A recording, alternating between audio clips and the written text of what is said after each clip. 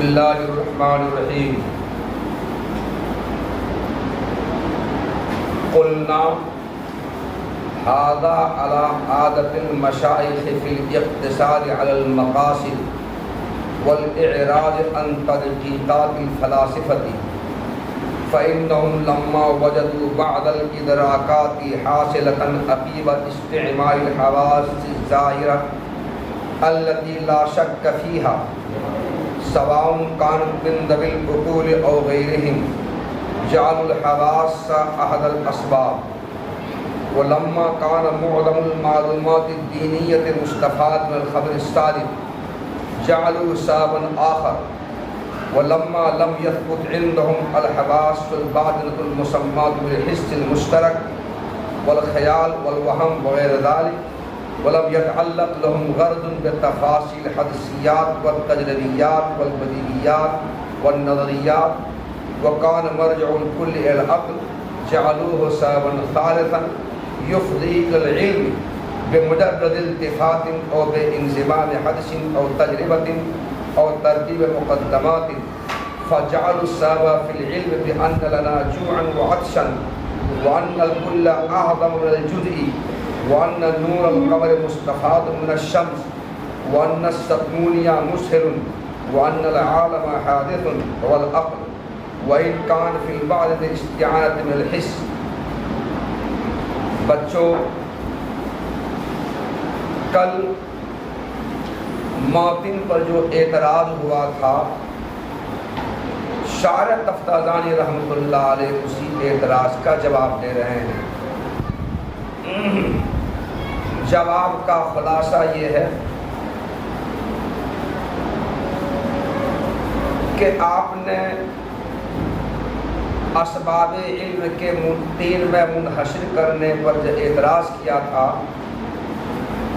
اور یہ کہا تھا کہ سبب سے مراد یا تو سبب حقیقی ہوگا یا سبب ظاہری ہوگا یا سبب مفضی فی الجملہ ہوگا. ان تینوں میں سے جس شق کو اختیار کریں اسباب علم کو تین میں منحصر کرنا صحیح نہیں ہے. آپ نے جو اعتراض کیا تھا سبب کی جو تین شقیں آپ نے کی تھیں ان تین شقوں میں ہم آخری شق سبب مفضی فی الجملہ ہم اختیار کرتے ہیں اور اسباب العلم ثلاثۃ میں سبب سے مراد سبب مفضی فی الجملہ ہے. نہ تو سبب حقیقی ہے نہ سبب ظاہری ہے بلکہ سبب مفضی فی الجملہ ہے. سبب کی تیسری شق کو ہم اختیار کر کے جواب دے رہے ہیں. اگر تدقیق سے کام لیا جائے اور بال کی کھال نکالی جائے تو بے شک اسباب علم تین میں منحصر نہیں ہوں گے بلکہ تین سے زیادہ ہو جائیں گے. لیکن مصنف عمر نصفی رحمۃ اللہ علیہ نے اسباب علم کو گناتے ہوئے جو کلام کیا ہے مصنف کے کلام اور مشائخ کے کلام کی بنیاد تدقیق پر نہیں ہے، فلاسفہ کی لایانی شگافیوں پر نہیں ہے، بال کی کھال نکالنے پر نہیں ہے، بلکہ مصنف کے کلام کی بنیاد اس عادت پر ہے جو عادت مشائخ کی رہی ہے. مشائخ کی عادت کیا رہی ہے؟ مشائخ کی عادت ہمیشہ یہ رہی ہے کہ اسباب علم کو گنانے میں انہی اسباب کو گنواتے ہیں جن اسباب کا وجود دلیل قطعی سے ثابت ہے اور جو اسباب سبب علم ہونے میں ہر قسم کے شک و شبہ سے بالا تر ہے اور جو اسباب مرجع اور اصل ہیں اور جن اسباب کا وجود ہے. یہ مشائخ کی عادت رہی ہے کہ اسباب کو گنانے میں ہمیشہ وہ انہیں اسباب کو سبب علم قرار دیتے ہیں اور گنواتے ہیں جو اسباب سبب علم ہونے میں دلیل قطعی سے ثابت ہیں، جن کا وجود یقینی دلائل سے ثابت ہے، اور جو مرجع اور اصل ہیں جو شک و شبہ سے بالا تر ہیں، انہی کو گناتے ہیں۔ یہ مشائخ کی عادت نہیں ہے۔ تو مصنف کے کلام کی بنیاد مشائخ کے عادت پر رہی ہے کہ ہمیشہ وہ مقاصد پر نگاہ رکھتے ہیں اور مقاصد ہی پر اکتفا کرتے ہیں، اور فلاسفہ کی لایعنی موشگافیوں سے اور بال کی کھال نکالنے سے وہ اعراض کرتے ہیں، گریز کرتے ہیں۔ اگر تدقیق سے کام لیا جائے، لایعنی باتوں میں اگر الجھا جائے اور فلاسفہ کی غیر مفید باتوں سے اعراض نہ کیا جائے بلکہ گریز نہ کیا جائے اور اسی میں الجھا رہا جائے، تو بے شک اسباب علم 3 نہیں رہیں گے، 3 سے زیادہ ہو جائیں گے۔ مگر مشائخ کی عادت فلاسفہ کی لایعنی باتوں سے، غیر مفید باتوں سے اور ان کی تدقیقات سے اعراض کرنے کی رہی ہے، اور ان کی عادت مشائخ کی عادت مقاصد پر اکتفا کرنے کی رہی ہے، اور انہوں نے ہمیشہ انہی اسباب کو مرکز توجہ بنایا سبب علم ہونے میں، جو اسباب شک و شبہ سے بالا تر ہیں، جن کا وجود یقین دلائل سے ثابت ہیں، جو اسباب مرجع اور اصل ہیں،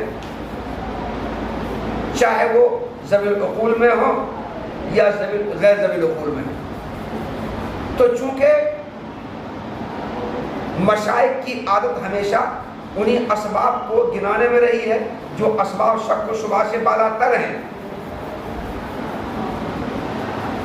اور مصنف کے کلام کی بنیاد مشائخ کی عادت ہی پر ہے۔ اب جب مشائخ نے یہ دیکھا کہ حواس خمسہ ظاہرہ کے استعمال کے بعد علوم حاصل ہوتے ہیں، حاس بصر کو استعمال کرنے کے بعد، حاس ذوق کو استعمال کرنے کے بعد، حاس لمس کو استعمال کرنے کے بعد، حاس سمع کو استعمال کرنے کے بعد، مختلف حاسے جو جسم کے اندر اللہ نے رکھے ہیں، ان حاسوں کو استعمال کرنے کے بعد مختلف قسم کے علوم حاصل ہوتے ہیں، جن حاسوں کا وجود ہر شک و شبہ سے بالا تر ہے، اور جو حاسے سبب علم ہیں۔ تو مشائخ نے فوراً ان حواس کو اسباب علم سے ایک سب کہہ دیا، حواس کو اسباب علم سے ایک سب کہہ دیا، ایک سب یہ ہو گیا۔ اور مشائخ نے یہ دیکھا کہ دینی معلومات کا بیشتر حصہ خبر صادق سے حاصل ہوتا ہے۔ کس سے؟ خبر صادق سے۔ اس لیے مشائخ نے حصول علم کا دوسرا سبب خبر صادق کو قرار دے دیا۔ گرچہ خبر صادق سے دینی معلومات کا بیشتر حصہ جو حاصل ہوتا ہے، تو اس میں خبر صادق کو سبب علم قرار دینے کی وجہ عقل کو بھی سبب علم قرار دیا جا سکتا تھا، کیونکہ خبر صادق سے جو علم حاصل ہوتا ہے، یقین حاصل ہوتا ہے، وہ اس وجہ سے ہوتا ہے کہ عقل اس خبر صادق کے راویوں کا اتنے لوگوں سے روایت کرنے پر متفق ہونے کو، اتنے راویوں سے روایت کرنے پر متفق ہونے کو عقل جائز سمجھتی ہے، اور جھوٹ پر ان کے متفق ہونے کو محال سمجھتی ہے۔ اس لیے عقل کو بھی سبب علم قرار دیا جا سکتا تھا، کیونکہ خبر صادق سے علم حاصل ہوتا ہے، اسی وجہ سے کہ خبر صادق کے روات کی تعداد اتنی زیادہ ہوتی ہے کہ ان کا جھوٹ متفق ہونا محال ہے، اور عقل محال سمجھتی ہے۔ اس وجہ سے عقل کو بھی سبب علم قرار دیا جا سکتا تھا خبر صادق سے علم حاصل ہونے میں، لیکن چونکہ خبر صادق کا درجہ ذرا عقل کے مقابلے میں اونچا ہے، اور خبر صادق کی شرافت اور کرامت ہے عقل کے مقابلے میں، تو خبر صادق کی شرافت اور کرامت کی وجہ سے، اس کی فضیلت کی وجہ سے عقل کو سبب علم قرار نہ دے کر کے کس کو قرار دیا؟ خبر صادق کو۔ تو دو سب ہو گیا۔ اس کے بعد مشائخ نے یہ دیکھا کہ حواس خمسہ ظاہرہ کا وجود تو قطعی دلائل سے ثابت ہے، لیکن ان کے مقابلے میں حواس خمسہ باطنہ جو 5 ہیں جن کا وجود فلاسفہ کے نزدیک ثابت ہے، وہ 5 میں کون ہے؟ حس مشترک 1، خیال 2، وہم 3، قوت حافظہ 4، قوت متصرفہ 5۔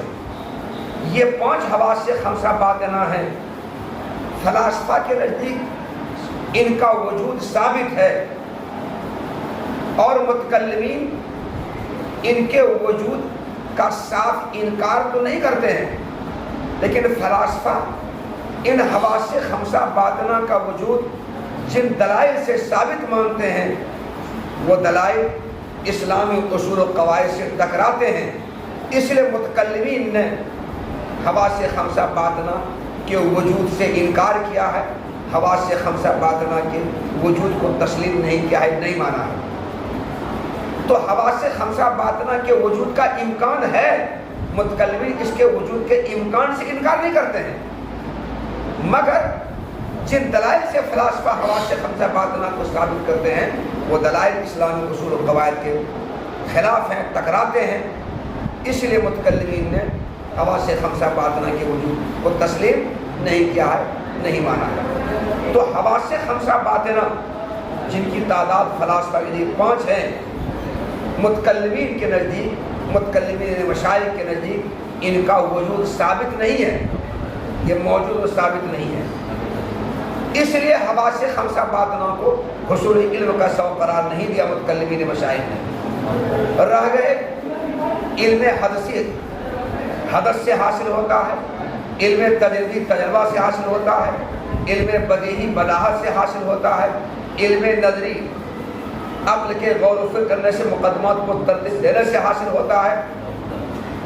تو گرچہ ان تمام علوم کے حاصل ہونے کا سبب حدث، تجربہ، بداہت، نظر، وجدان ہے، مگر متکلمین مشائخ کو علم حدثی، علم تجربی، علم بدیہی، علم نظری اور علم وجدانی کی تفصیلات سے کوئی غرض وابستہ نہیں ہے، کوئی مطلب ان کا نہیں ہے، اس لیے انہوں نے علم حدثی، علم تجربی، علم بدیہی، علم نظری کے حصول میں حدث، تجربہ، بداہت اور نظر کو اور وجدان کو سبب علم قرار نہیں دیا، اور ان تمام علوم کے حاصل ہونے میں چونکہ مرجع عقل ہی ہے،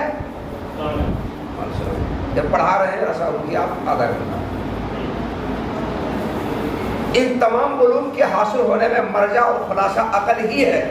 علم حدثی کے حاصل ہونے میں مرجع خلاصہ عقل ہی ہے، علم تجربی، علم بدیہی، علم نظری، علم وجدانی کے حاصل ہونے میں مرجع اور خلاصہ عقل ہی ہے، لاسٹ اسٹیج عقل ہی ہے، اس لیے مشائخ متکلمین نے عقل کو حصول علم کا تیسرا سبب قرار دیا۔ تیسرا سبب، اب عقل کو تیسرا سبب قرار دیا، اب عقل کے ذریعے علم حاصل ہو رہا ہے، تھوڑی سی توجہ اس کے ساتھ ملائیں گے تو یہ عقل سبب علم بنے گا، اور توجہ کے ساتھ ساتھ حدث اور تجربہ کو بھی اگر ملائیں گے تو علم حدثی، علم تجربی بھی حاصل ہو جائے گا، عقل کے ساتھ ساتھ مقدمات معلومہ کو بھی ترتیب دے دیں گے تو علم نظری بھی حاصل ہو جائے گا۔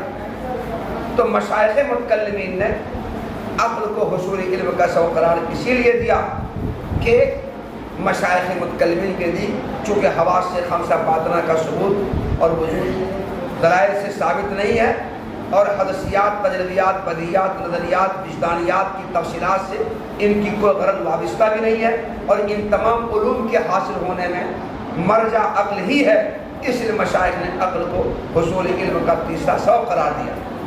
اب عقل کے ساتھ ساتھ تھوڑی سی توجہ بھی اگر لگائیں گے تو بے شک علم وجدانی حاصل ہوگا، اور حدث اور تجربہ بھی اس کے ساتھ شامل کر لیں گے، علم حدثی، علم تجربی حاصل ہوگا، مقدمات کو ترتیب دے لیں گے عقل کی مدد سے، علم نظری حاصل ہو جائے گا۔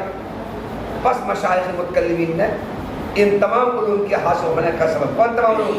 علم وجدانی، علم حدثی، علم تجربی، علم نظری ان تمام علوم کے حاصل ہونے کا سبب عقل ہی کو قرار دیا. اس کو عقل قرار دیا. چنانچہ بھوک اور پیاس، کیا بھوک اور پیاس کا علم تم کو حاصل ہوتا ہے میرے چہرے کو دیکھ کر، یا ہم کو حاصل ہوتا ہے تمہارے چہرے کو دیکھ کر. تمہارے چہرے کو دیکھ کر ہم سمجھ جاتے ہیں یہ آدمی بھوکا اور پیاسا ہے، گرچہ تم کچھ بولتے نہیں ہو. تو چہرے کو دیکھ کر کے ہم سمجھ کے تم بھوکے پیاسے ہو، ہم کو تمہارے بھوکے پیاسے علم حاصل ہوا. یہ علم وجدانی ہے.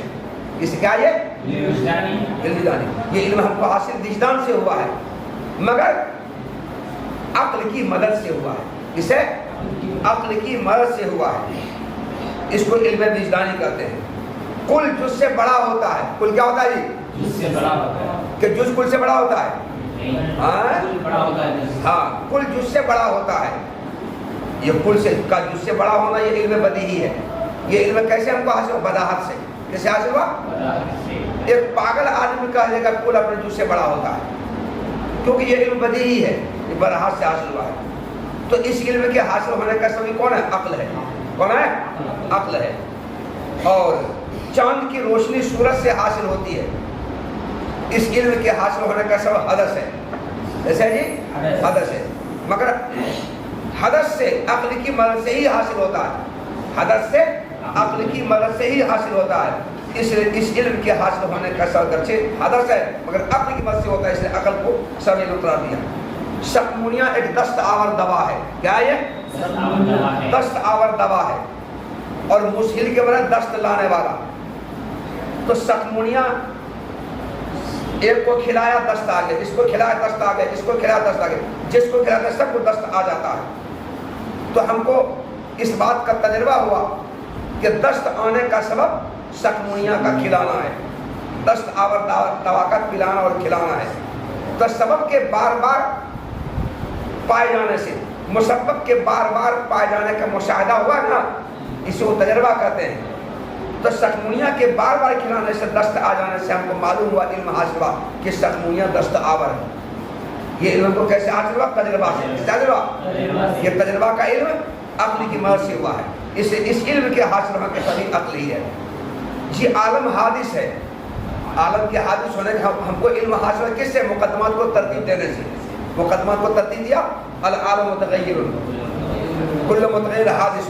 ان دونوں مقدموں کو ترتیب دیا. ترتیب دینے سے ہم کو علم حاصل کس بات کا؟ عالم حادث ہے. تو عالم کے حادث ہونے کا علم ہم کو مقدمات کے ترتیب دینے سے ہوا، نظر و فکر سے ہوا، غور و فکر کرنے سے ہوا. مگر یہ غور و فکر، نظر و فکر مقرر کر دینا عقل ہی کی وجہ سے ہوا ہے. اس لیے اس علم کے حاصل ہونے کا سبب کون ہے؟ عقل ہے. اور یہ علم نظری ہے. عالم حادث ہے، یہ علم کون ہے؟ علم نظری ہے. تو اس علم نظری کے حاصل ہونے سے بھی کون بنا؟ عقل بنا. تو شارح کہتے ہیں کہ مشائخ متکلمین نے یہ دیکھا کہ حواس خمسہ ظاہرہ کو استعمال کرنے کے بعد جن حواس خمسہ ظاہرہ کا وجود ہر شک و شبہ سے بالا تر ہے، چاہے وہ حواس خمسہ ظاہرہ ذوی العقول کا ہو یا غیر ذوی العقول کا، گائے بیل بھینس بکری کا ہو یا آدمی کا، اس سے علم حاصل ہوتا ہے. تو مشائخ متکلمین نے حواس خمسہ ظاہرہ کو اصول علم کا ایک شعبہ قرار دیا. اور مشائخ متکلمین نے دیکھا کہ دینی معلومات کا زیادہ تر حصہ خبر صادق سے ہوتا ہے، تو خبر صادق کو انہوں نے اصول علم کا ایک سبب قرار دے دیا. گرچہ خبر صادق سے علم حاصل ہونے میں عقل کو بھی سبب قرار دیا جا سکتا تھا، کیونکہ خبر صادق سے جو علم حاصل ہوتا ہے اس وجہ سے کہ عقل اس خبر صادق کے راویوں کی اتنی زیادہ تعداد ہوتی ہے کہ ان کا جھوٹ کو متفق ہونے کو عقل کیا سمجھتی ہے؟ محال سمجھتی ہے. اس وجہ سے عقل کو بھی سبب علم قرار دے سکتا تھا، لیکن خبر صادق کی شرافت، کرامت اور فضیلت کی وجہ سے عقل کو سبب علم قرار دے کر کس کو دیا؟ خبر صادق سے. اور مشائخ متکلمین نے دیکھا، کیا دیکھا؟ کہ حواس خمسہ باطنہ کا وجود فلاسفہ کی ثابت ہے، متکلمین اس کا وجود ثابت نہیں ہے. متکلمین ان کے وجود کو تسلیم نہیں کرتے ہیں. کیوں نہیں کرتے ہیں؟ متکلمین گرچہ ان کے وجود کا امکان سے انکار نہیں کرتے ہیں، ان کا وجود ممکن ہے، لیکن جن دلائل سے فلاسفہ ان کے وجود کو ثابت کرتے ہیں، ان پانچوں وجود کو، وہ دلائل اسلام کے اصول و قواعد سے ٹکراتے ہیں، متصادم ہیں. اس لیے مشائخ متکلمین حواس خمسہ باطنہ کی وجود کو تسلیم نہیں کرتے. تو حواس خمسہ بعد میں ان کے موجود ہے ہی نہیں. اور علم حدسی، علم تجربی، علم بدیہی، علم نظری کے جو تفصیلات ہیں، ان کی تفصیلات سے مشائخ کی کوئی غرض وابستہ نہیں ہے، کوئی مطلب نہیں، ان کو کوئی لینا دینا نہیں ہے. اور ان تمام علوم کے حاصل ہونے میں مرجع عقل ہی ہے، عقل ہی مرکز ہے. اس لیے عقل کو تیسرا سبب قرار دیا. کس کو؟ تیسرا سبب قرار دیا. اور مشائخ متکلمین نے یہ کہا کہ ہمیں بھوک اور پیاس کے علم ہوتا ہے، یہ علم وجدانی ہے. کل جز سے بڑا ہوتا ہے، یہ علم بدیہی ہے. چاند کی روشنی سورج سے حاصل ہوتی ہے، یہ علم حدسی ہے. سکون دست آور دوا ہے، یہ علم تجربی ہے. عالم حادث ہے، یہ علم نظری ہے. ان تمام علوم کے حاصل ہونے کا سبب عقل ہی ہے. کون ہے؟ عقل ہے. گرچہ ان میں سے بعض چیزوں میں حصول علم کا سبب حس کی مدد سے بھی ہوتا ہے. کسے؟ حس کی مدد سے بھی ہوتا ہے. لیکن یہاں پر عقل کو سبب قرار دیا، حس کو قرار نہیں دیا. یہاں پر حس کا کوئی درجہ یہاں پر نہیں ہے. یہ جواب دیا شارح رحمۃ اللہ علیہ. ہم کہیں گے کہ یہ اعتراض، ہم کہیں گے حضرت اس میں شاہ مشاولے مصنف کا اسباب علم کو تین میں منحصر کرنا مشائخ کی اس عادت پر ہے. مصنف کا اسباب علم کو تین میں منحصر کرنے کی بنیاد مشائخ کی اس عادت پر ہے جو عادت مقاصد پر اتفاق کرنے کے سلسلے میں رہی ہے، اور جو عادت فلاسفہ کی لایعنی موشگافیوں سے اعراض کرنے کی رہی ہے. چنانچہ جب مشائخ متکلمین نے دیکھا فَإِنَّ لَمَّا وَجَدُوا، جب دیکھا، کیا دیکھا؟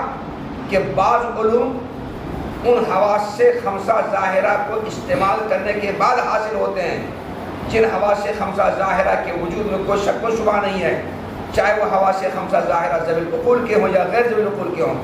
تو انہوں نے حواس خمسہ ظاہرہ کو حصول علم کے اسباب میں سے ایک سبب قرار دیا. اور جبکہ دینی معلومات کا بیشتر حصہ خبر صادق سے حاصل ہوا ہے یا ہوتا ہے، تو انہوں نے خبر صادق کو حصول علم کا دوسرا سبب قرار دیا. اور جبکہ مشائخ متکلمین کے دی حواس سے باطنہ ثابت نہیں ہے، جن حواس سے باطنہ کا نام حس مشترک، خیال اور ہم اور وہم وغیرہ ہے، اور مشائخ متکلمین کی علم حدسی، علم تجربی، علم بدیہی، علم نظری کی تفصیلات سے کوئی غرض بھی وابستہ نہیں ہے، کچھ لینا دینا بھی نہیں ہے، کوئی مفاد بھی نہیں ہے. اور ان تمام علوم کا مرجع عقل ہی ہے. وہ تمام علوم، علم حدسی، علم تجربی، علم بدیہی، علم نظری، علم وجدانی، سب کا مرجع عقل ہی ہے، سب کا خلاصہ عقل ہی ہے. تو مشائخ متکلمین نے عقل کو حصول علم کا تیسرا سبب قرار دیا، جو تیسرا سبب حصول علم کا سبب بنتا ہے. انہوں نے مشائخ متکلمین نے عقل کو تیسرا سبب قرار دیا جو علم کا سبب بنتا ہے محض توجہ سے، یا توجہ کے ساتھ ساتھ حدث یا تجربہ کے ملانے سے، یا مقدمات کو ترتیب دینے سے. چنانچہ مشائخ متکلمین نے اس بات کے علم کا سبب کہ ہمیں بھوک اور پیاس لگی ہے، اور اس بات کے علم کا سبب کہ کل اپنے جز سے بڑا ہوتا ہے، اور اس بات کے علم کا سبب کہ چاند کی روشنی سورج سے حاصل ہوتی ہے، اور اس بات کے علم کا سبب کہ سخمون یا دست آور دوا ہے، اور اس بات کے علم کا سبب کہ عالم حادث ہے، عقل کو قرار دیا. کس کو؟ فجعلوا السبب هو العقل، فجعلوا السبب هو، انہوں نے ان تمام علوم کے حاصل ہونے کا سبب عقل کو قرار دیا. اگرچہ ان میں سے بعض میں حس کی مدد سے بھی علم حاصل ہوتا ہے، کل اپنے جز سے بڑا ہوتا ہے، کل یہ حس کی مدد سے حاصل ہوتا ہے. ہم آنکھ سے دیکھ بھی سکتے ہیں کل یہ ہے، جزئی ہے، ناپ بھی سکتے ہیں ہاتھ سے کل اور جز کو، تو حس کی مدد سے بھی حاصل ہوتا ہے. فالحواس جمع حاسة بمعنى قوة الحاسة خمس، بمعنى العقل حاكم بضرورة بوجودها، وأما الحواس الباطنة التي تثبت الخلاصة فلا تتم دلائلها الأصول الإسلامية السمع، وهي قوة مودعة في الأصل المفروش في مقعد السماخ تدرك بها الأصوات بطريق وصول الهواء المتکیف بکیفیت الصوت الی السماع بمعنى ان اللہ تعالی یخلق الادراک فی النفس عند ذلک. متن کی عبارت ہے فالحواس خمس، حواس 5 ہیں. شارح نے بتایا کہ حواس حاسہ کی جمع ہے. شارح نے بتایا کہ حواس حاسہ کی جمع ہے، اور شارح نے حاسہ کی تفسیر قوت حاسہ سے کی ہے. حاسہ سے مراد قوت حاسہ ہے. یہ تفسیر شارح نے اس لیے کی کہ عام طور پر لوگوں کے ذہنوں میں یہ بات بیٹھی ہوئی ہے کہ حاسہ انسان کے جسم میں جو ظاہری اعضاء ہیں وہی حاسہ کہلاتے ہیں، وہی حواس کہلاتے ہیں. آنکھ، کان، زبان، ناک اور ہاتھ یا جسم کا چمڑا، یہی حاسہ ہے. تو عام لوگوں کے ذہنوں میں یہ بات بیٹھی ہے کہ انسان کے جسم میں جو ظاہری اعضاء ہیں وہی ظاہری اعضاء حواس کہلاتے ہیں. حالانکہ وہ ظاہری اعضاء حواس نہیں ہے، وہ تو ان قوتوں کے محل ہیں جن قوتوں کے ذریعے ادراک ہوتا ہے، جن قوتوں کے ذریعے علم ہوتا ہے. جن قوتوں کے ذریعے کسی چیز کا علم و ادراک ہوتا ہے ان قوتوں کا محل ہے وہ حواس نہیں ہے. حواس تو وہ قوت ہے جس قوت کے ذریعے مختلف چیزوں کا علم حاصل ہوتا ہے. حواس تو وہ قوت ہے جن قوتوں کے ذریعے مختلف چیزوں کا علم ہوتا ہے. اور یہ انسان کے جسم جو ظاہری اعضاء ہیں یہ قوتوں کے محل ہیں، یہ حواس نہیں ہے. تو جب عام لوگوں کے ذہنوں میں یہ بات بیٹھی ہوئی ہے کہ یہی ظاہر جسمانی اعضاء حواس ہیں، تو شارح رحمۃ اللہ علیہ کو اس پر متنبہ کرنا ضروری ہوا کہ حواس یہ ظاہری جسمانی اعضاء نہیں ہے، یہ ظاہر جسمانی اعضاء تو ان قوتوں کے محل ہیں جن قوتوں سے مختلف چیزوں کا ادراک اور علم ہوتا ہے. اور حواس دراصل وہ قوت ہے جس قوت کے ذریعے مختلف چیزوں کا ادراک اور حواس ہوتا ہے. اس پر تنبیہ کرنا شارح نے ضروری سمجھا، اور تنبیہ کرنے کے لیے شارح نے حاسہ کے تفسیر قوت حاسہ سے کی ہے. کسے کی ہے؟ ہاں. بس متن نے کہا حواس 5 ہیں یعنی قوت حاسہ 5 ہے. حواس 5 ہیں یعنی قوت حاسہ. کان سے کوئی نہیں سنتا ہے، آنکھ سے کوئی نہیں دیکھتا ہے، زبان سے کوئی نہیں چکھتا ہے. زبان سے چکھنے چیزوں کا علم حاصل نہیں ہوتا ہے. کان سے آوازوں کا علم نہیں ہوتا ہے. آنکھ سے الوان و اشکال کا علم نہیں ہوتا ہے. ہاتھ کی چمڑی سے سختی نرمی کا گرمی سردی کا علم نہیں ہوتا. یاد رکھو، بلکہ اللہ تعالیٰ نے ان آدم جو قوتیں رکھ دی ہیں ان قوتوں کے ذریعے علم حاصل ہوتا ہے، نہ کہ آنکھ کان ناک سے. سمجھ بات کو؟ قبری شریف میں یہی پڑھا ہوگا. تو موتن نے کہا حواس 5 ہیں. اعتراض موتن پر ہوتا ہے کہ صاحب فل حواسوں میں حواس مطلق ہے، اور اس مطلق کے اطلاق کے تحت حواس 5 ظاہر اور حواس 5 باطنہ دونوں شامل ہیں. جب دونوں شامل اس اطلاق کے تحت، اس عموم کے تحت، تو حواس 10 نہ ہو گئے؟ جب 10 ہو گئے تو آپ نے 5 کیوں کہا؟ سوال جواب اس کا شارح دیتے ہیں کہ ہم نے یہاں حواس سے ہماری مراد وہ حواس ہیں جن کے وجود کو عقل تسلیم کرتی ہے، جن کے وجود کو عقل تسلیم کرتی ہے، اور جن کا وجود ہر قسم کے شک و شبہ سے بالا تر ہے، وہ مراد ہماری ہے. رہے حواس سے باطنہ تو متکلمین ان کے وجود کے امکان سے انکار نہیں کرتے ہیں. ان کے امکان کا وجود تو ہے، لیکن فلاسفہ ان حواس 5 باطنہ کا وجود جن دلائل سے ثابت کرتے ہیں وہ دلائل اسلامی اصول و قواعد کے مخالف ہیں، ٹکراتے ہیں.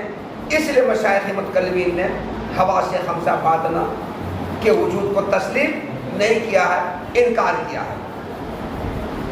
جب ان کا انکار کر دیا تو پہنچے بچے نا. اس لیے شارح متن نے کہا حواس 5 ہیں. کیا کہا؟ 5 ہیں. جناب دیکھو ترجمہ، بس حواس حاسہ کی جمع ہے. قوت حادثہ کے معنی میں ہے، یہ 5 ہے۔ وہی معنی ہے کہ عقل بدیہی طور پر ان کے وجود کو تسلیم کرتی ہے۔ تسلیم کرتی ہے کس کا معنی؟ حاکم۔ عقل بدیہی طور پر ان کے وجود کا فیصلہ کرتی ہے۔ رہے حواس باطنہ جن کو فلاسفہ دلائل سے ثابت کرتے ہیں، تو ان حواس خمسہ باطنہ کے دلائل اسلامی اصولوں پر پورے نہیں اترتے ہیں، اس لیے متکلمین نے ان کے وجود کا انکار کر دیا ہے، ان کے وجود کو تسلیم نہیں کیا۔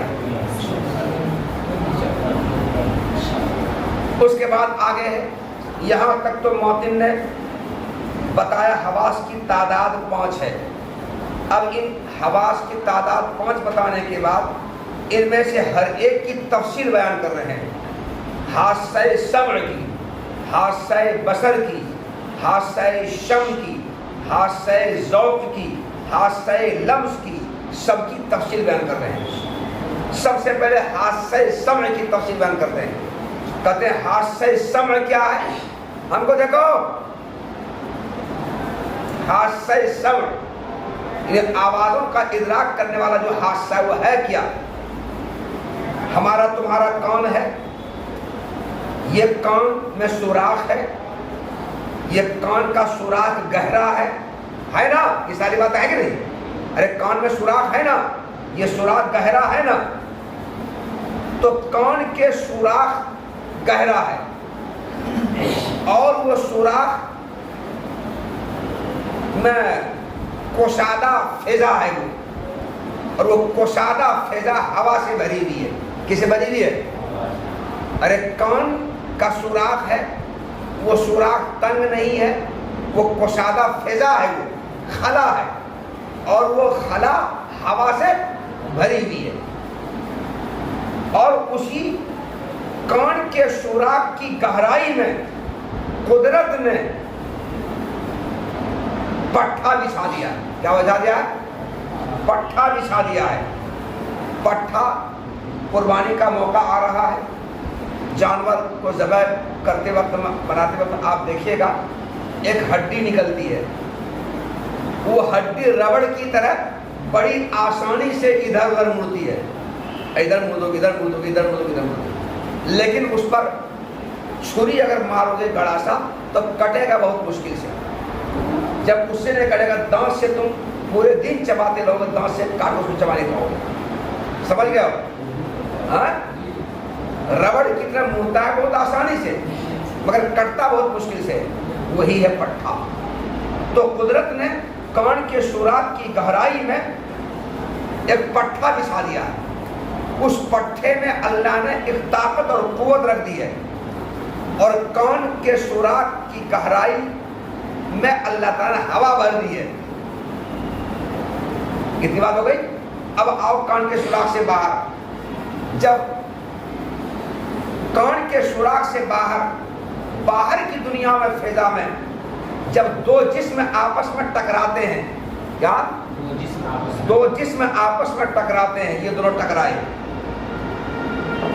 یا یہ ٹکرائے، کوئی بھی دو جسم آپس میں ٹکراتے ہیں تو اس کے ٹکرانے کی وجہ سے ہوا میں ایک لہر پیدا ہوتی ہے۔ جس طرح پانی میں تم اینٹ کا ٹکڑا، پتھر کا ٹکڑا یا کنکر، چھوٹا کنکر، بڑا کنکر اگر پھینکو گے، اگر پانی وہ تھم ہے، ساکن ہے، تالاب ہے، پھینکنے کے بعد اس پانی میں لہر پیدا ہوگی اور وہ لہر دھیرے دھیرے بڑھے گی۔ جو وہ لہر دھیرے دھیرے بڑھتی چلے گی، چاروں لہر بڑھے گی، ادھر بھی ادھر بھی ادھر بھی، جب وہ لہر جو بڑھتی جائے گی دھیرے دھیرے، اس لہر کی طاقت گھٹتی جائے گی، گھٹتی ہے۔ جہاں پر پتھر پھینکا، پتھر نیچے گیا، پانی میں لہر پیدا ہوئی، وہاں تیز ہے، پھر وہ لہر دھیرے دھیرے کنارے پر جاتی ہے، جیسے جیسے کنارے پر لہر پہنچتی، وہ لہر کی طاقت گھٹتی چلی جاتی ہے، گھٹتی ہے، گھٹ جاتی ہے۔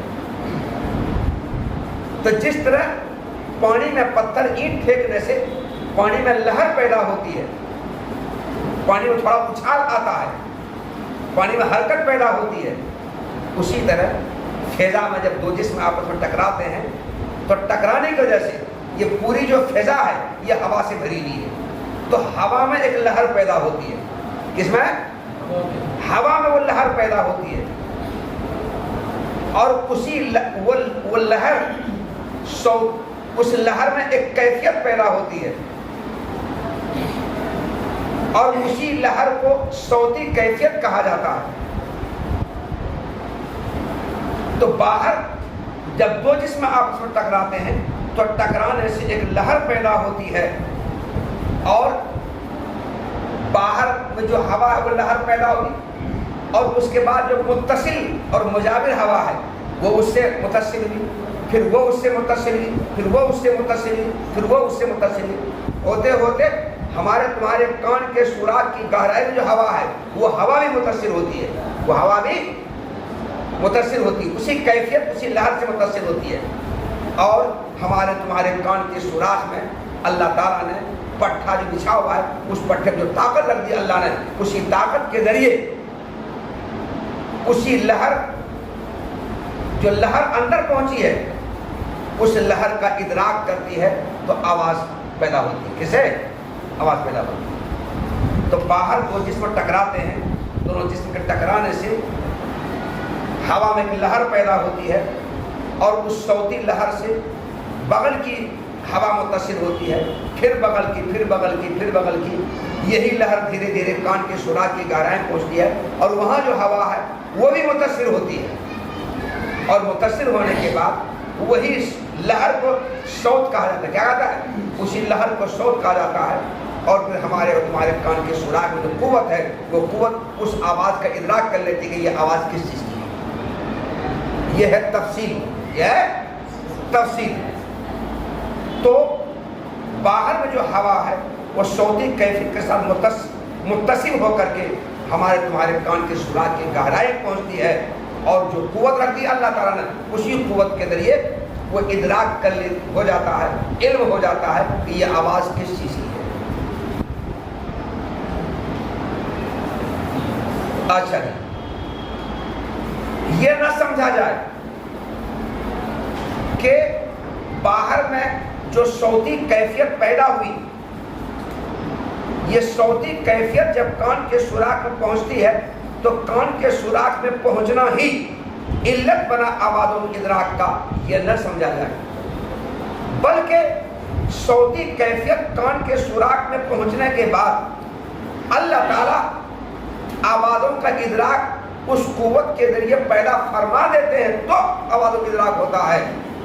صرف صوتی کیفیت کا کان کے سوراخ کی گہرائی پہنچنا یہ آوازوں کے ادراک کی علت نہیں ہے، بلکہ اللہ تعالیٰ کا پہنچنے کے بعد آوازوں کے ادراک پیدا فرما دینا یہ ہے علت۔ اس لیے یہ نہ سمجھا جائے کہ محض کان کے سوراخ کی گہرائی میں باہر کی صوتی کیفیت، باہر کی لہر پہنچنا ہی آوازوں کے ادراک اور آوازوں کے علم کی علت ہے، یہ نہ سمجھا جائے، بلکہ ایسا ہونے کے بعد اللہ تعالیٰ آوازوں کے ادراک میرے اندر پیدا فرما دیتے ہیں، اس لیے آوازوں کے ادراک ہوتا ہے، ورنہ بہرا کو تو نہیں ہوتا ہے، بہرا کو نہیں ہوتا ہے، اور جس کو اللہ نہیں چاہتے نہیں بھی ہوتا ہے۔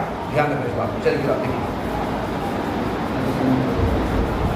السمع، پہلا حادثہ حادثہ سمع ہے، اور حادثہ سمع ایسی قوت ہے جو اس پٹھے میں اللہ کی جانب سے امانت کے طور پر رکھی ہوئی ہے، جو پٹھے کان کے سوراخ کی گہرائی میں بچھے ہوئے ہیں، جس قوت کے ذریعے آوازوں کا ادراک ہوتا ہے۔ کیسے ہوتا ہے؟ اس ہوا کے کان کے سوراخ تک پہنچنے کے راہ سے جو ہوا صوتی کیفیت کے ساتھ متصل ہے، المتکیف المتصل بکیفیت الصوت، جو ہوا صوتی کیفیت کے ساتھ متصل ہے، اس ہوا کا کان کے سوراخ تک پہنچنے کے راہ سے اس قوت کے آواز کا ادراک ہوتا ہے۔ یہ نہ سمجھا جائے کہ بس صوتی کیفیت کان کی سوراخ میں پہنچی اور آواز کا ادراک ہوگی، یہ نہ سمجھا جائے، بلکہ مطلب یہ ہے کہ اللہ تعالیٰ اس وقت نفس کے اندر آوازوں کا ادراک پیدا فرما دیتے ہیں۔ اس وقت کس وقت؟ صوتی کیفیت کا کان کے سوراخ کی گہرائی میں پہنچنے کے وقت نفس کے اندر، ہمارے تمہارے جان کے اندر، جسم کے اندر آوازوں کی ادراک اللہ پیدا فرما دیتے ہیں۔ تو اللہ تعالیٰ کی آوازوں کی ادراک پیدا فرمانے سے ہمیں ادراک ہوتا ہے، محض پہنچنے سے نہیں۔ تو سبب یہ نہیں، سبب حقیقی اللہ تعالیٰ ہے. یہ ہے آج سے سب کی تفصیلات.